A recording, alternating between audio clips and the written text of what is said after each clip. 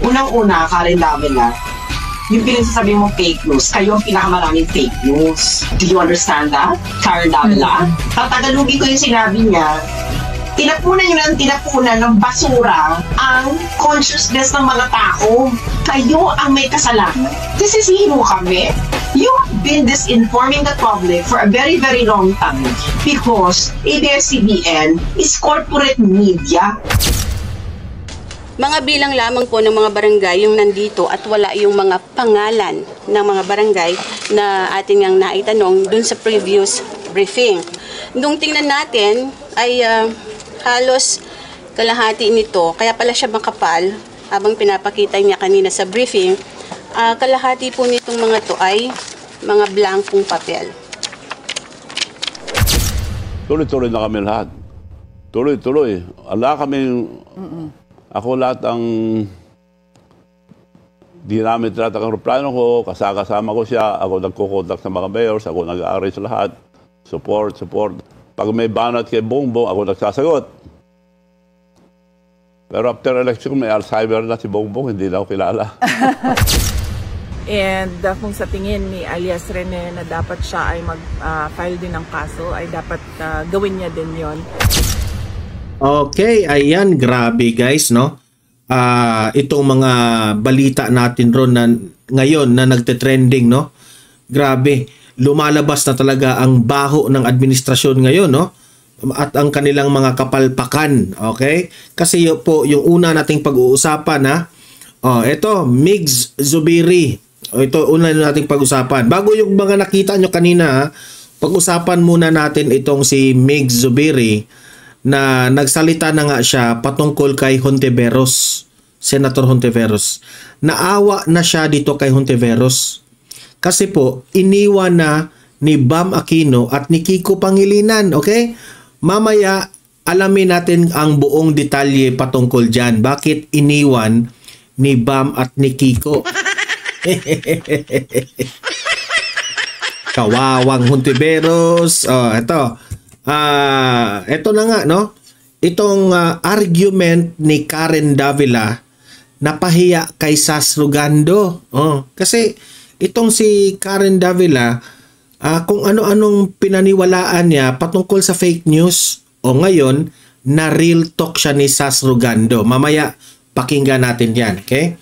Ito pa, Auntie Claire Castro. Ayan, yung Presidential Communication Officer dyan sa Malacanang na trending ngayon, na-booking na naman ni Eden Santos.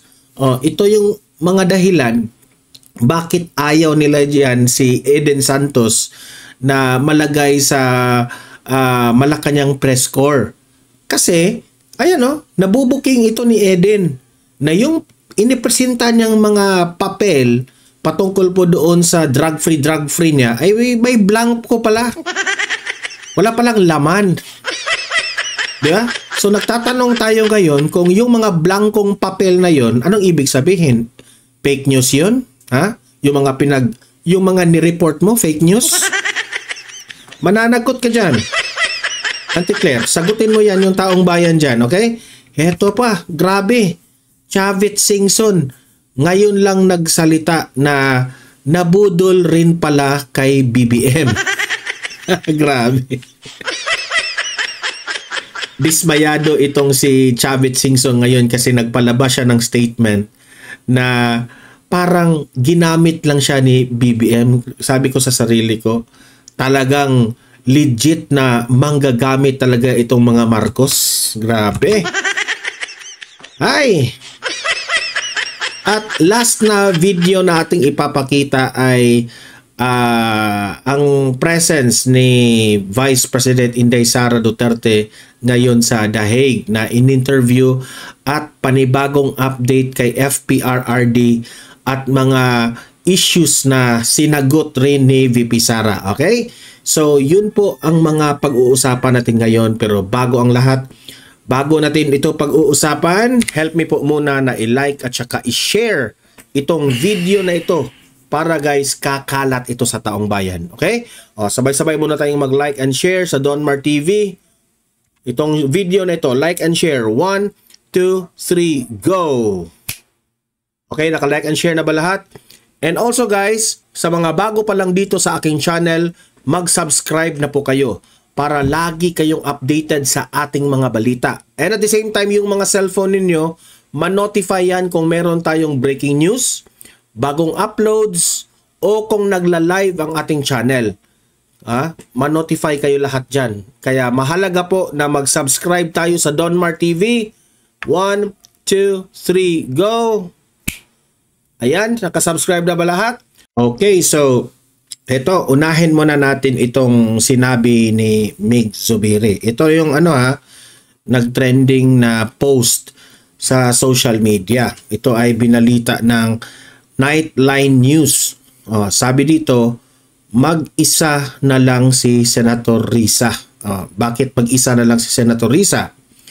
Senator Mig Zubiri naawa kay Senator Risa Hontiveros dahil sa kagustuhan umano nito na gumawa ng independent block. Okay? Alam nyo naman, itong si Hontiveros, iba rin ang mundo. Ngayon ay, anong nangyari? Mag-isa na lang siya. Kawawa eh. Kaya alam mo bakit sinabi ni Mig Zubiri na kawawa itong si Riza Hontiveros?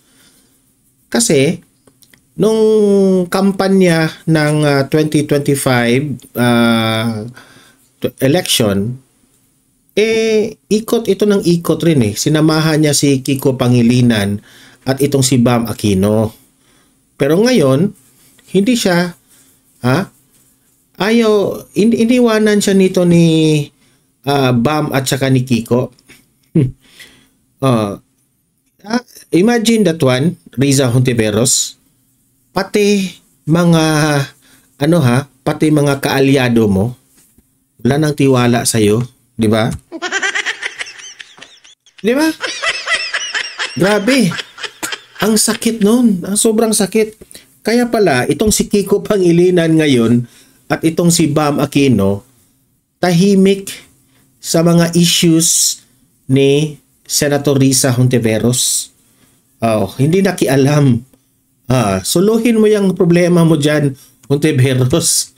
Iniwan ka na.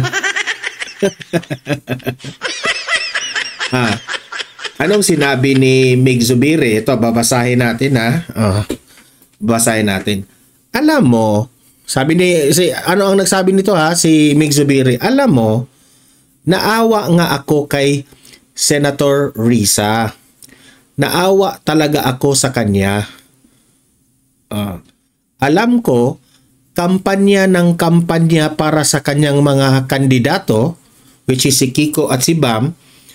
Tapos, sabi niya, gagawa siya ng kanyang sariling bloke ng independent block. Ngayon, mag-isa na lang siya. I heard na mag-isa na lang siya. Ayun, sabi ni Senator Juan Miguel Mig Zubiri. Kasi alam nyo naman na itong si Riza Hontiveros, feeling leader na kasi itong babaeng ito no? Feeling leader. Di ba? Nung tinanong siya na sino na ang leader ng mga pink, Dilawan ba yun? Tapos narinig pa natin na mukhang tatakbo siya sa 2028 na tatakbong presidente. Kalabanin siguro niya si BP Sara. Ang nangyari ngayon, nagpakitang siguro, hindi natin alam, nagpakitang gila siya. Parang matawag siya na leader siya. Gumawa siya ng independent block. Ang nakakatawa nito, hindi siya sinamahan ni Bam at ni Kiko. Marami ang nagtanong, bakit hindi siya sinamahan ni Bam at ni Kiko? Ito lang naman. Kasi si Bam, meron siyang isinisulong na batas, no? Patungkol po sa edukasyon.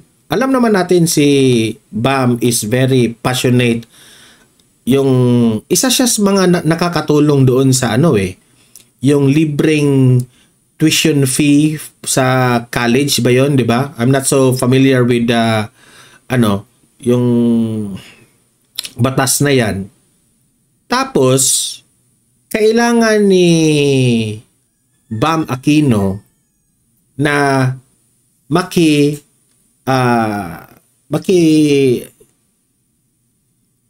join doon sa majority, which is posibleng si Cheese Escudero. At ito namang si Kiko, he is very passionate on the agriculture.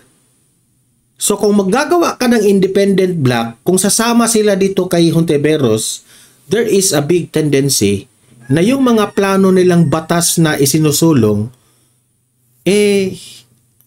magiging malabo yun. Di ba? So itong si Bam Aquino at si Kiko Pangilinan, sa tingin ko, pinili nila siguro ang taong bayan. Kasi kung pupunta sila dito kay Hontiveros, no? Mas inisip nila na baka kapag sasama kami ni Hontiveros, alam niyo naman, dyan sa Senado, numero pa rin ang importante, numero. Sa panahon na meron na namang mga boboto sila. Yung batas na isinisulong ni Bam at ni Kiko Pangilinan, you raise your hand kung sino pa. Kung dito sila sasama ni Hontiveros, hindi yung plano nila magigiba. Di ba? So mas pinili nila. So I hope ikaw, Hontiveros, no? Maunawaan mo si Kiko at si Bam. Bakit hindi sila sumama sa inyo? Di ba? So, ganun I hope I explain it in layman's term kasi po marami pong technicalities patungkol dito, pero inexplain ko na mauunawaan ng level ng mamamayan Pilipino. Ngayon, kaya pala nasabi ni Mig Zubiri na mag-isa na lang si Senator Risa Hontiveros. Alam nyo, nakakaawa na siya. So, Senator Risa Hontiveros, good luck. Good luck sa inyo. Okay. Tapos na tayo dyan. Punta na tayo sa next topic natin. Erase muna natin yung mukha ni Hontiveros. Itong argumento ni Karen Davila patungkol po sa fake news. Kasi itong si Karen Davila, yung fake news raw noon sa panahon ng Administrasyong Duterte, ang nakinabang raw dun ay si Duterte. Imagine that one, Pero ngayon, ang fake news raw ngayon, sa Administrasyong Marcos ay fake news na tinitira nila ang administrasyon. Tingnan niya, ganyan ang kanyang argumento. Binara ito ni Sas. Ipinamukha ni Sas na yung argumento ni Karen Davila ay mali-mali. Ito. Pakinggan natin si Karen Davila at binara ni Sas Rugando Sasot. Ito, play. Fake news before attacked the opposition. It attacked media. Today, it is attacking the sitting government. It was as bad, Representative, except the subject of the attacks today. Baka wait muna. Bakit lumabas ito? Baka nakalimutan mo, Karen Davila. Ano ang ginawa ni Maria Ressa kay former President Duterte? Diba? Atake ng atake itong si Maria Ressa. Si Duterte minsan hindi niya pinatulan si Maria Ressa. Okay? Anong nangyari kay Maria Ressa? isang independent na citizen o netizen, kinasuhan siya. Bakit itong si Maria Ressa, ang pinagbibintangan niya ang Pangulo ng Pilipinas? Di ba? Di ba? Remember, sa panahon po ni former President Duterte, ang daming lumalabas na fake news. Galing ito sa mainstream media.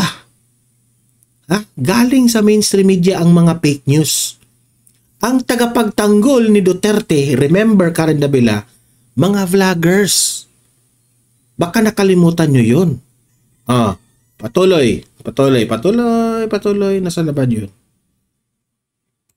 Wait. Play. Is the president. Dati kasi fake news protected the president. Mga vlogger po to supporting And Duterte. that is precisely Unang-una, Karen Davila, yung pinagsasabi mo fake news, kayo ang pinakamaraming fake news. Correct. Ano bang sinabi ni Lee Kuan Yew tungkol sa mainstream media ng Pilipinas noon? A widely partisan press helped Filipino politicians to flood the marketplace of ideas with junk Di ba? Ito, pagbasihan mo to, Karen. and confuse and befuddle the people so that they could not see what their vital interests were in a developing country. Do you understand that, Karen Davila? Tatagalugin ko yung sinabi niya. Tinapunan ng basura ang consciousness ng mga tao. Correct. Kayo ang may kasalanan. Sisisihin mo kami. You have been disinforming the public for a very, very long time because ABS-CBN is corporate media. You are actually pushing for the corporate interest of the Lopezes na isa sa mga oligarko ng Pilipinas. And Exactly. that is a historical fact. Huwag ka nang magmaang-maangan. What you are actually experiencing is competition. And right now, you cannot keep up. We grew up during the network wars noong 90s at ganyan din ginagawa ninyo ABS-CBN at GMA sa isa't isa noong panahon na yon. Sinisiraan yung isa't isa dahil gusto nyo makuha ito ng takumpayan. And that is exactly what you're doing right now. Sa tingin nyo ba, may amnesia kami, hindi namin alam pinagagawa ng isa't isa. Right now, sinong target ninyo? Ang target nyo ngayon, yung competition nyo sa social media. Because we don't need millions in order to give the Filipino people, in order to convince them about what we're saying. We only have authenticity and moisture. And it's all organic. We don't need your fake lashes, fake makeup, and fake personality, Karen. Di ba? So, anong ibig sabihin ni Sas Rogando doon? Ibig sabihin ni Sas, ang mainstream media ngayon, sobrang halong kaplastikan. Yan po ang nangyari ngayon sa mainstream media. Alam niyo ba kung bakit? Bakit nasabing plastic? Sabi ni Sas. Kasi, kung sino yung nasa posisyon, sip-sip kayong lahat. Di ba? Noong panahon ng Aquino, kung gaano kasip-sip itong ABS-CBN. Ngayon naman sa panahon ni Marcos, Bongbong Marcos, sip-sip sila ngayon ni Bongbong Marcos. Di ba? Tingnan nyo. Yung mga Lopez, yung isa pa nga, yung kalimutan ko yung si taga ABS-CBN, in-invite nila doon. Imagine, in-invite nila sa isang concert ba yun? Present pa nga si Sharon Cuneta, sina Kiko Panghilinan, mga taga ABS-CBN, sino pa yung isa? Yung sina, yung Katniel, lahat ng ABS-CBN nakisip-sip ngayon sa Marcos administration. Sip-sip rin sila sa panahon ni Pinoy Aquino. And remember, ang Aquino at ang Marcos, magkalaban yan sa politika. Mortal na kaaway yan ng dalawa. Now, Don Mar, bakit hindi mo sinali ang Duterte? Bakit hindi sip-sip ang ABS-CBN sa Duterte? Heto lang naman ang sagot.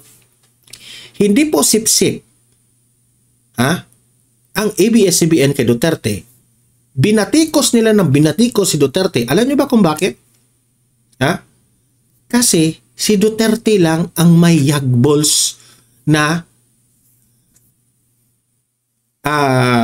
ibinulgar ang mga violations ninyo. Ang mga kabalastugan ninyo. Itong si Pinoy dati sa administration ni Pinoy at sa administration ngayon ni Marcos Jr. Wala silang kakayanan na ibulgar yung mga violations ninyo. Kasi nga sila sa mga oligarko. Nga sila. Si Duterte po, hindi po siya humahalik ng puwet ng mga oligarchs kagaya ng mga Lopezes ng mga taga-ABS-CBN. Remember that, Karen Davila. Kaya, wala kayong nagawa, pinake news nyo ng pinake news itong si Duterte. Kasi hindi nyo makuha ang sip-sip nyo. Sa unang termino, sip-sip kayo ng sip-sip dito sa mga Duterte. Di ba? Sa administrasyon. Pero hindi kayo umubra. Ang sabi ni Duterte, yung ABS-CBN na yan, imbestigahan yan. Ang laking tax niyan na dapat makolekta ng gobyerno.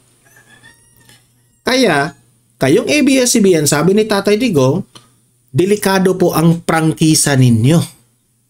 Okay?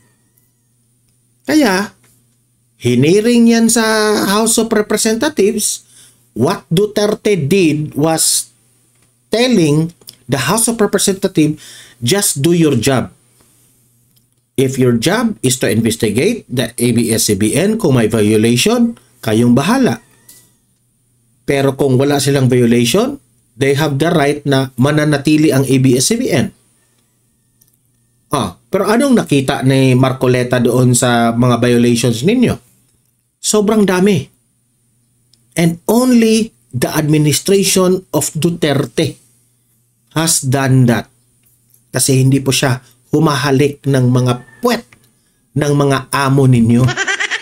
Hindi kagaya ni Pinoy at ni Bangag ngayon na kaya lang nilang pahahalikin ng kanilang mga puwet. Remember that, Karen, So, wag mong sabihin, na ang mga vloggers ngayon nagpi-fake news.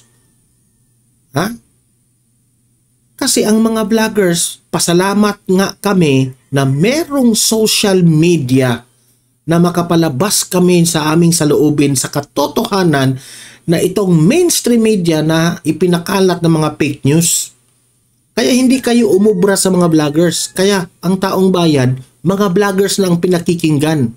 Dahil ang alam lang ninyo, nagbabasa lang kayo sa mga script ninyo. Na ibinigay ng mga amo ninyo. Kami, may amo ba kami?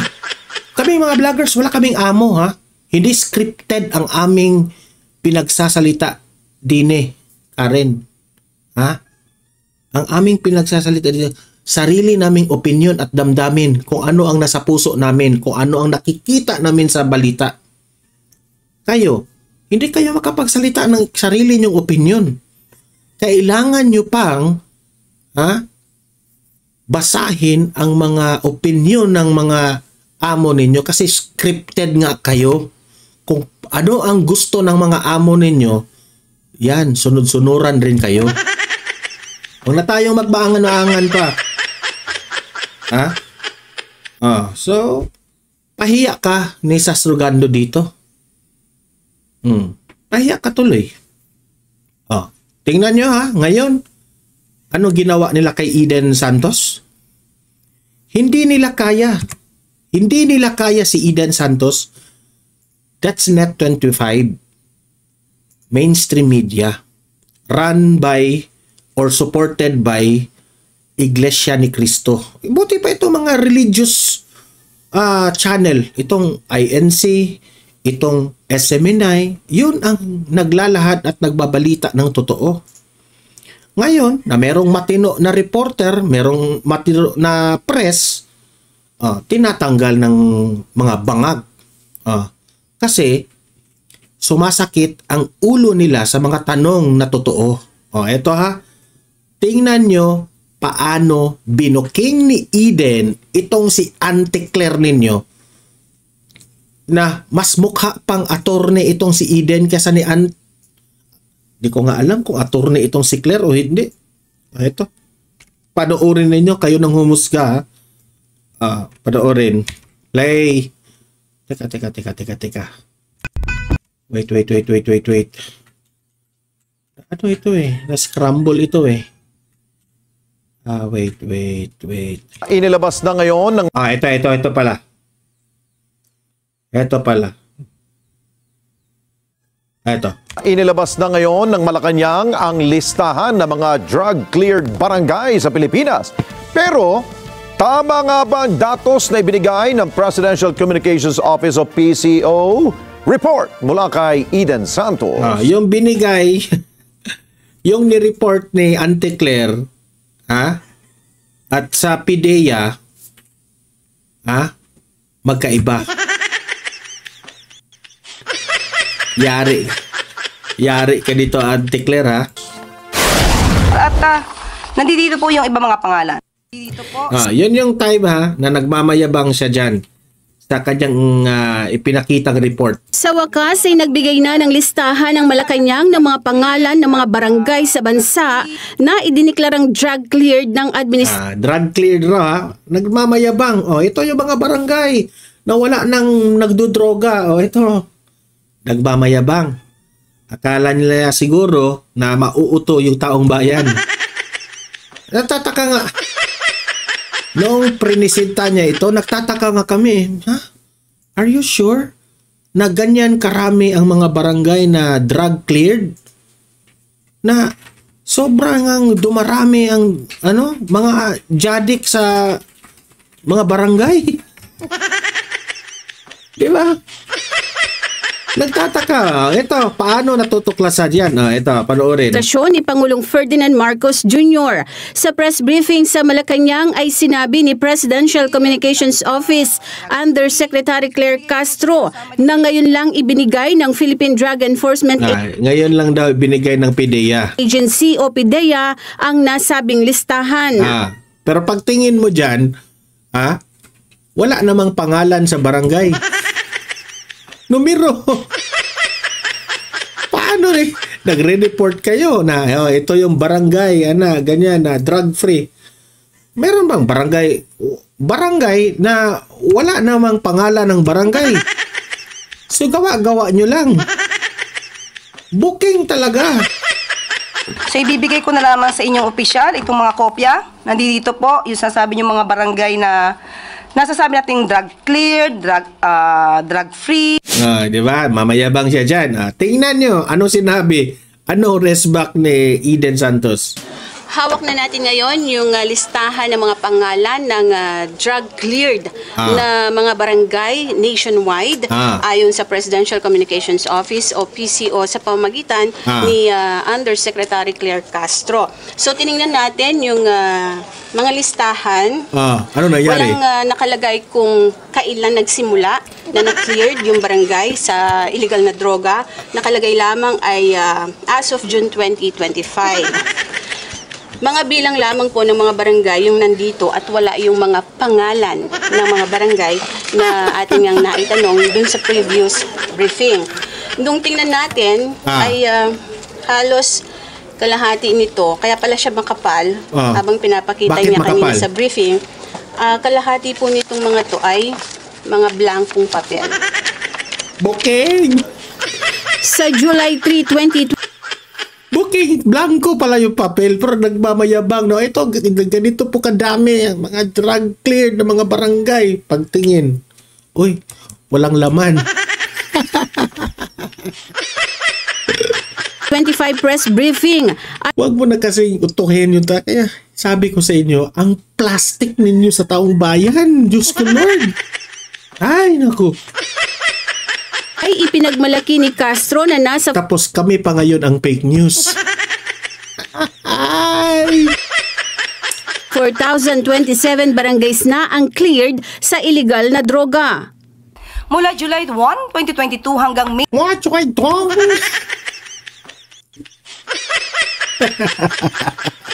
Why dong? May 31, 2025, umabot na sa 4,027 barangays ang naideklarang cleared sa illegal drugs. We. Ito ay sa ilalim ng Barangay Drug Clearing Booking ka na. Program. Pero taliwas ito sa bilang ng mga barangay na nakalagay sa ibinigay na kopya ni Castro mula sa PIDEA. Sa datos ng PIDEA as of June 2025, nasa 25,061 barangays ang drug cleared sa buong bansa. Booking. Booking na naman. Bukod pa ito sa mga barangay na idiniklarang drug-free ng PIDEA. Napakarami po at hindi ko po ito mababasa sa inyo. Mauubos po ang araw natin kung mabasahin ko sa inyo bawat isa. Blanco yung dala mo. Huwag mo kami utuhin. Blanco yung dala mo. Kapal raw. Kapal. Pero pag ganyan mo, matatapos lang kayo kasi di natin alam, 1 or 2 pages lang yung may nakasulat doon. The rest yun, pangpakapal lang ng kaplastikan yun. Booking sila dito Eden Santos Kaya pala tinanggal nila si Eden Santos. Yan ang mga brave na mga press. Ang tanong, saan kinuha ng PCO ang listahan ng 4,027 barangays na drug cleared? Alam mo, Eden Santos, tama na Eden Santos. Sunog na si Auntie Claire. Saan kinuha raw?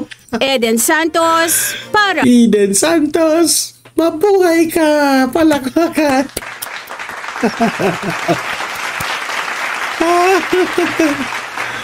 Alam nyo no, sa totoo lang, nangangailangan po tayo ng mga press na kagaya nitong si Eden Santos. Sa totoo lang. Kasi po, kayong mga press media, sa totoo lang, kayo po ang, kumbaga, you are also one of the reason bakit uunlad ang ating bansa o kayo rin ang isa sa mga rason bakit magulo ang ating bansa. Sa totoo lang, isa yan sa mga pinakadahilan. Pasalamat na lang tayo na merong mga vloggers. Vloggers na mga matitino hindi yung mga vloggers na kinakampihan yung halik sa puwet ng mga amo rin nila. Ito si Eden Santos. Bilib ako sa babaeng ito. Yang mga ibang mga press dyan, takot yan. Kasi may sila, may scripted sila sa kanilang mga amo. Itong Net25, religious ang nagpaandar nitong media na ito. 'Di ba? Kasi kapag religious group kagaya ng Net25 at itong SMNI, mag-preach sila ngayon sa kanilang religious na mga ito dapat nagsisimba sila, babait, ganun. Yung mga natin, ethical, bla bla bla. So syempre gagamitin nila diyan. 'Di ba? Kaya po, mas mabuti pa yung SMNI at saka Net25. May isa pa ngang channel na nagugustuhan ko ngayon, idol ko na rin unti-unting nag-idol na ko, Bilyonaryo News Channel. Pagaling rin yun. GMA, News 5 at saka ABS-CBN. Sus! Mga yun nagre-report yun under the controlled by their oligarch amos. Sus, wag na tayong magbulahan. Eden Santos, mabuhay ka. Ikaw ang susunod na bayani ng ating bansa. Ay, naku. Ito pa. Ano natin? Wait. Panoorin natin itong si Chavit Singson. Trending rin itong si Chavit Singson. Dahil ibinulgar niya na nabudol rin pala siya kay BBM. Tuloy-tuloy na kami lahat. Tuloy-tuloy. Ako lahat ang di namin tinatak ang plano ko, kasama ko siya, ako nagkukontak sa mga mayors, ako nag-arrange lahat. Support. Pag may banat kay Bongbong, ako nagsasagot. Pero after election, may Alzheimer na si Bongbong, hindi na ako kilala. Ako sa totoo lang naniniwala ako kay Chavit Singson kasi hindi lang naman siya ang biktima, di ba? Si VP Sara, biktima. Tayong taong bayan na ang dami nating inabangan na mga pangako niya na hindi natupad, di ba? Pati ito si Chavit Singson, tumatawa na lang, idinaan na lang sa tawa ni Chavit Singson. Pero masakit yan. Imagine binanggit niya dito na mismo itong si Senator Amy Marcos lumapit sa kanya at sinabihan siya, tulungan mo yung kapatid ko, tatakbong presidente. Alam nyo naman, itong si Chavit Singson, kusang loob siyang tumulong rin. Okay. Kasi sa tingin ko tinulungan ni Chavit Singson itong si Bongbong Marcos kasi alam niya na yun rin ang gusto at that time yun rin ang gusto na mangyari ni VP Sara.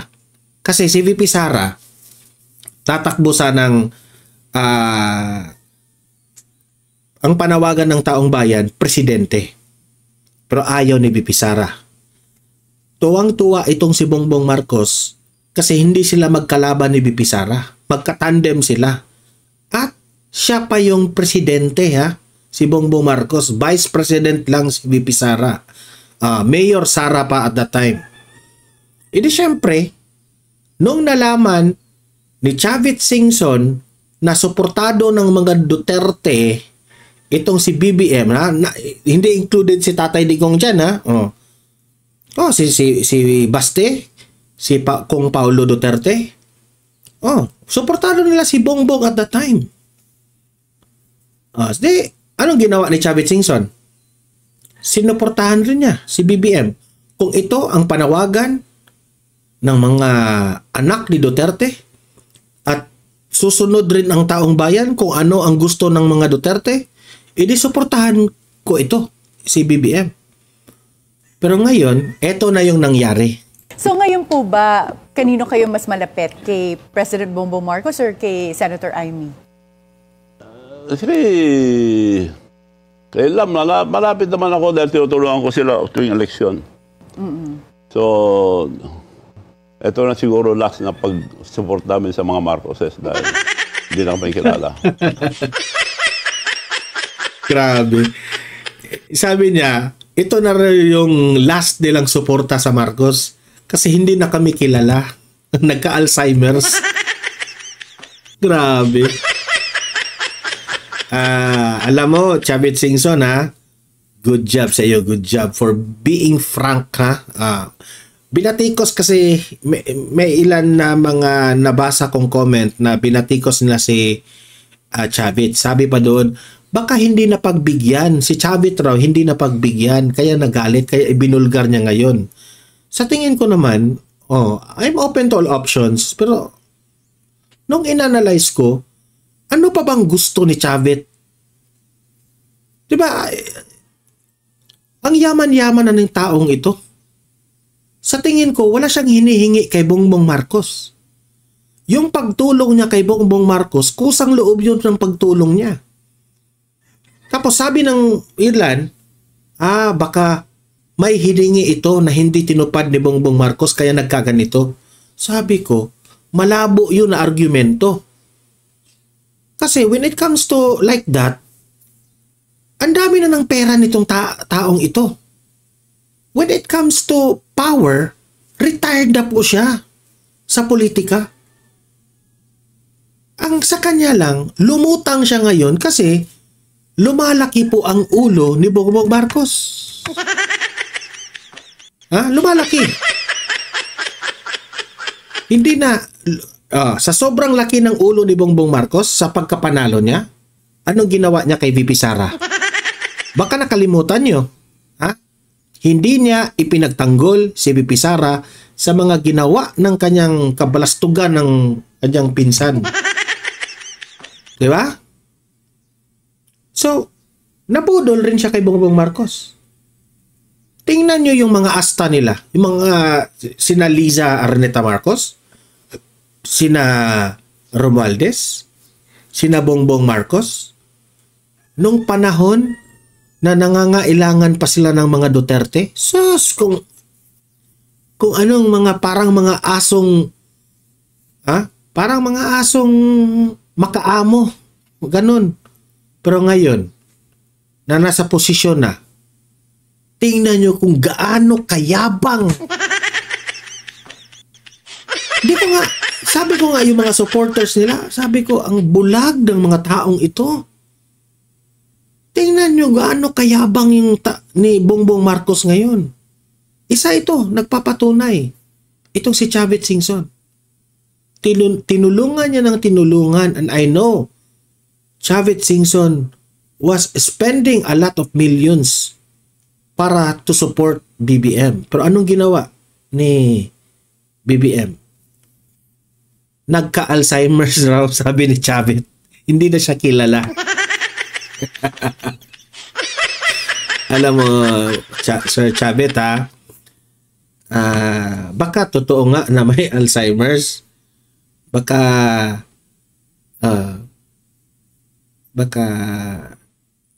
anong tawag doon? Sa Bisaya pa, kasi mala na ang utok. Sa kapulburon. Kasi yung pulburon na yan, nakaka-drain ng utak yan eh. Ako nakatry ako niyan eh. Pulburon, kumain ako ng pulburon ba? Yun lang, kayo naman ang dirty-minded kayo Yung pulburon, di ba? Dapat, kapag kumain ka ng pulburon, uminom ka ng tubig kasi magdadry yung ganito mo. Sa kakain na ng pulburon, nagdry rin yung utak. Ito.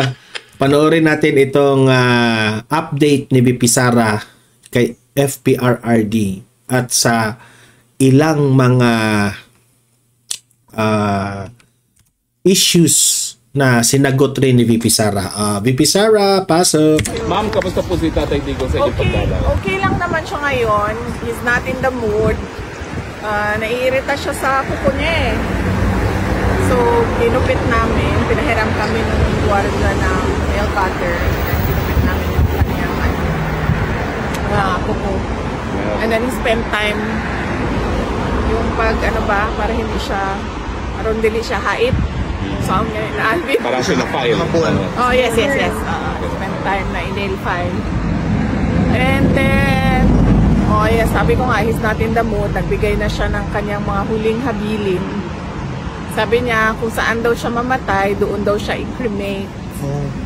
Okay, so sabi niya, sabi niya, kung mamatay daw siya dito sa Netherlands, wag na daw iuwi yung kanyang katawan sa Pilipinas. Ipa-cremate lang daw siya dito. Yung ashes na lang daw yung iuwi.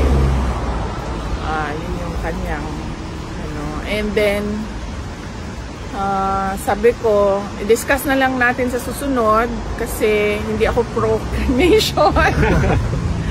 Hindi ako pro-cremation. Tapos siya, pro-cremation siya. And then sabi ko sa kanya, so anong mangyayari nito kung kunwari hindi namin sundin yung habilin mo na i-cremate ka? Sabi ko, ilibing ka namin doon sa tabi ng tatay mo. Babalik ka ba? Sabi ko, babalik ka ba? Sabi niya, well, hindi naman, pero pag-isipan ko kung mumultuhin kita o hindi. So, yun yung discussion ngayon. How did you feel po nung nagganyan si Tatay Digong? Kami, nalulungkot ngayon. Daming gusto na umiyak. Well, natural din naman na siguro yung sa 8 years old, no? Na mag-isip ng ganon. So, and mabuti na rin yun na alam natin lahat kung ano yung kanyang last wishes para magagawa yun kapag nangyari na. Are you prepared for that, Vice President? Ang objection ko lang is hindi nga ako pro-cremation. So, ang takot ko lang din is baka multuhin niya ako pag hindi sinunod yung kanyang habilin na magpa-cremate siya. So, yan. Ma'am, once again, you've proven you're a woman of steel kasi yung dalawa mong kapatid na lalaki, very emotional pag nagkaganyan na si Tatay Digong. Where do you get the strength? Well, galing din siguro kay PRD. Diba, turo niya, ilang beses ko na rin nasabi na turo niya talaga na huwag umiyak. In fact, nung isang beses na bumisita kami dyan, na umiyak si Kitty, ay pinagalitan pa niya na sinabihan niya useless yung mga luha. Meron ba ho siyang rini-request meanwhile? Wala. Yun, yung pagputol ng kuko niya, ni-request yun. And then, yun lang naman. Yun lang, yun lang yung request. Kanina, nag-request siya ng Coke Zero naman. Nabili niya naman po doon? Yes, nabigay ko naman yung Coke Zero. But I think, kasi hindi na ata siya ina-allow ng Coke Zero. So, nagsisikreto siya doon sa visitors center. Oo. Ng Coke Zero. Nasabi ma'am ni Ma'am Elizabeth na tinigil na lahat ng gamot. Is that because wala na siyang sakit or? Hindi ko alam kung anong kaya ni Mama. Hindi ko alam kung anong napag-usapan nila ng mother ko. Hindi din namin napag-usapan din kasi kanina yung kanyang health. Pero sa nakita ko naman, hindi naman siya. Pumayat siya, sobrang payat lang talaga niya. Pero hindi naman siya nanghihina. Tsaka napansin ko kanina, although hindi ko na mention kasi medyo hindi nga maganda yung mood niya. Maganda yung kutis niya. Baka nagsera baby. Hindi ko nga alam eh. Maganda yung kutis niya. Hindi, kasi pumayat siya, di ba? So you would expect na maglaylay ba? Hindi eh. Tight yung, para siyang nagultera eh. Firm yung, tight yung kanyang dito, tsaka firm. Tapos yung kanyang wrinkles nandito lang sa noo eh. Pero ma'am, yung picture parang dyan, may skincare siguro sa loob na hindi natin alam. Ma'am, yung picture hindi na yun ganun siya kaano? Hindi na. Ma'am, would it be possible for the Filipino people to even have a glimpse through a picture kay PRRD, ma'am? We will ask the lawyers, if that is even allowed. And then we'll ask them to take a photo kung i-allow. Sa politika po, wala kayo napag-usapan sa politika? Wala naman. Nabanggit ko lang sa kanya na Chairman Noor Miswari is sick. He's in Davao City, si Chairman Noor. And then sabi niya na ipaabot daw sa kanya yung well wishes niya. And nag-usap din kami kasi kailangan ko tawagan yung anak ni Chairman Noor Miswari. And then, yun lang ang na-discuss namin. And one other, Dabawenyo na namatay, na binanggit din, discuss namin. And then of course, yung father ni Mans, friend kasi ni PRD, discuss din. Well, kailan po ang susunod niyong bisita? Tomorrow, may bisita kami. Nakalimutan ko lang yung oras. Let me check. Kasi today is 1:30 to 3, no? Bukas is...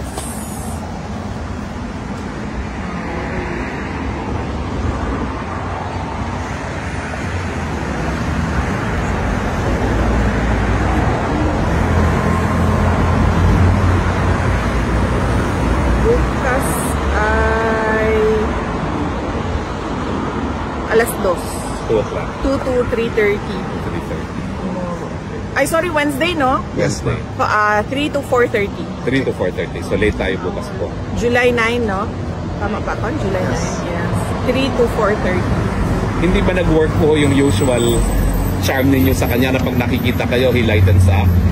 Wala today eh. I think si Manasseh ata yung kinainisan niya eh. Bakit po? Okay. Ay, nandito pala si Attorney Mans. Hi, Attorney Mans. Join us, Attorney Mans. Hindi namin alam na nandito ka pala. Hi. So nakapasok po si Attorney Mans.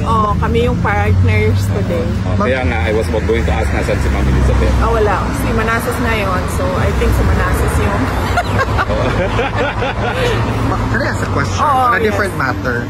What's your reaction to alias Rene recanting his previous statements against you, your father, and Pastor Kibuloy, and now he allegedly said, or actually stated na binayaran siya ni Senator Risa Hontiveros, ma'am? Yes, that is a very serious accusation, and it should be answered, no? Clearly kung ano ba talaga ang nangyari. And kung sa tingin ni alias Rene na dapat siya ay mag-file din ng kaso, ay dapat gawin niya din yon para nasasabi niya yung totoo sa loob ng korte at nakakasagot din ng maayos yung mga akusado sa loob din ng korte. Nabasa ko na yung affidavit niya bago pa man siya lumabas publicly, no? In fact, merong mga nakalagay doon na nakasama niya ang mga witnesses ko, no, ng ICC doon sa isang bahay kung saan siya pinatira ni Senator Hontiveros. Is that a reason for concern po na allegedly tanim ebidensya, tanim testigo, tapos meron siyang mga nakasama rin ng mga testigo na dadalhin dito sa ICC na posibleng tanim testigo rin? Oh, yes. Of course, oo. In fact, sinabihan ko din ng lawyer ni President Duterte no, na meron nga gano'n na statement yung witness against Pastor Kibuloy na ngayon ay nagsasabi na hindi totoo yung mga sinabi niya. Sinabi niya na nakasama niya sa tirahan mga witnesses ng ICC. Yung minsan po, in-advise niyo si Kong Pulong to seek the speakership. Ano hong status na? Hindi ko alam sa kanya.